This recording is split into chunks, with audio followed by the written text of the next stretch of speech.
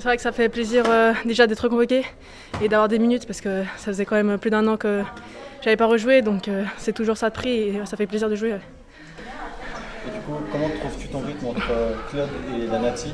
Et quelle ambiance y a-t-il par exemple en équipe suisse?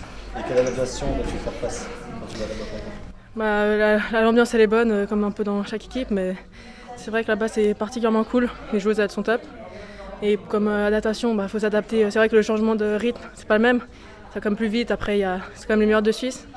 Et c'est vrai qu'après il y a trêve, il y a championnat, donc mais faut s'y faire et c'est une habitude à prendre. Du coup, je parlais des adaptations, notamment la barrière de la langue. Est-ce que ça a été vraiment problématique en équipe suisse où ça parle allemand finalement ou même français? Je ne sais pas trop comment ça se passe là-dedans.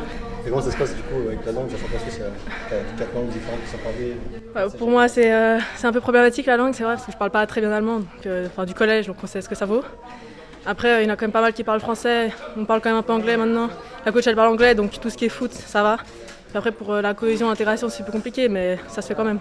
Quelle ambition tu as avec la Nati? Est-ce que, par exemple, faire partie de l'Euro 2025 qui se jouera en Suisse, tu peux sûrement aussi à Genève il y a quelques matchs, est-ce que c'est un de tes objectifs actuellement pour la suite de la saison puis la saison prochaine?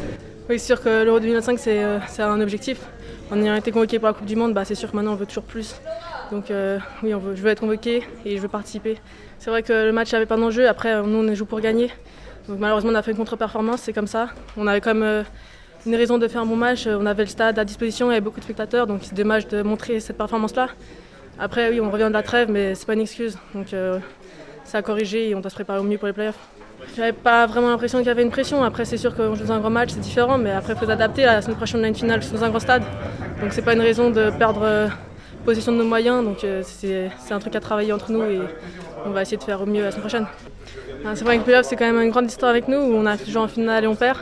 Donc, je pense que le gros travail à faire, c'est mental. Comme on a pu voir là, on n'était pas dans les duels, on n'était pas là mentalement. Donc, je pense que c'est faire match par match et vraiment se préparer au mieux en jouant bien les playoffs, les quarts, les demi pour arriver au mieux à cette finale.